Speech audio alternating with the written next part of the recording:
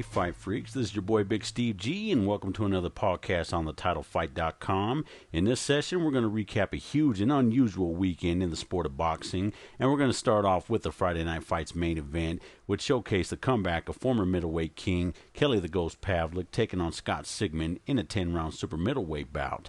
Pavlik hasn't been in the ring for over a year and has battled demons outside the ring such as alcohol addiction. He's currently training under the Robert Garcia stable of fighters out of Oxnard, California, and it is paying off. Pavlik got in some good rounds, which was much needed. He dominated and pounded Sigmund to a bloody pulp until the fight was stopped in the 7th round. Pavlik is looking for a possible mega fight with former super middleweight title holder Lucian Boutte if Boutte doesn't exercise his rematch clause for a second fight with Carl Froch. Okay, let's move on to the huge and unusual pay-per-view event this past Saturday at the MGM Grand in Las Vegas. In the opening fight, newly crowned junior featherweight title holder Guillermo Rigondeaux took care of business in workmanlike fashion by knocking down Tion Kennedy 5 times before the fight was stopped in round 5. In the second bout of the evening, top contender and Philadelphia native Mike Jones took on former junior welterweight champion Randall Bailey for a vacant welterweight title vacated by Andre Berto. Now, this was a pretty dull, sluggish fight, mostly dominated by Jones. However, Bailey, who was known for his amazing punching power, showed that he still has it as he was able to catch and drop Jones in the 10th and finish him off with a lethal uppercut at the end of the 11th. Bailey, for the moment, has resurrected his career. In the final bout before the main event, the always an exciting 4-time world champion Jorge Travieso Arce of Mexico took on Jesus Rojas of Puerto Rico in a 10-round junior featherweight bout. This looked like it would be a barn burner after a very exciting first round. However, Rojas landed a low blow in the second round along with a shot to the back of the head, which sent Arce to the canvas. Arce was given 5 minutes to recover. However, he stated he couldn't keep his balance. Therefore, referee Kenny Bayless stopped the bout and ruled it a no contest. Okay, after a night of many twists and turns, the unusual was still yet to come. On the eve of the fight, Bob Arum stated that the main event between Manny Pacquiao and Tim Bradley wouldn't start until the 7th game of the Eastern Conference Finals between the Celtics and Heat had been completed. There were significant delays in between the undercard bouts to fill for time as the game was going on. The final bout between Arce and Rojas got underway just as Game 7 was ending. However, it ended too quickly as it did not give Manny Pacquiao enough time to get warmed up. Bradley, however, was warmed up and ready to fight.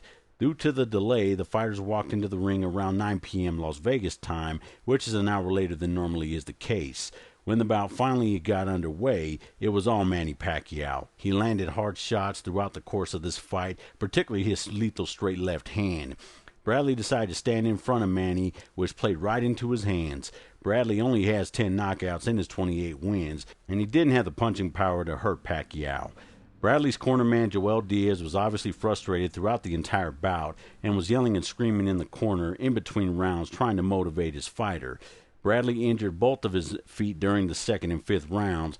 However, he kept fighting and showed tremendous heart and courage up until the final bell. However, he was clearly outclassed and dominated by Pacquiao. As the final bell sounded, Pacquiao appeared to be the clear winner without question until the judges' scorecards were read.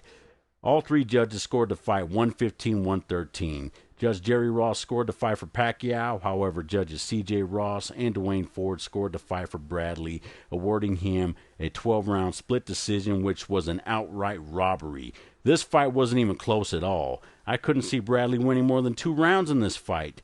This wasn't a fight like Pacquiao-Marquez in which there were many close rounds which could have gone to either fighter. This fight was clearly dominated by Manny Pacquiao, and he deserved the win. To use a quote from Jim Lampley after Holyfield Lewis won, that, my friends, is an atrocity, a highway robbery. I've seen a lot of bad decisions over the years, and if you look back at all the bad decisions throughout the history of boxing, this one probably tops them all.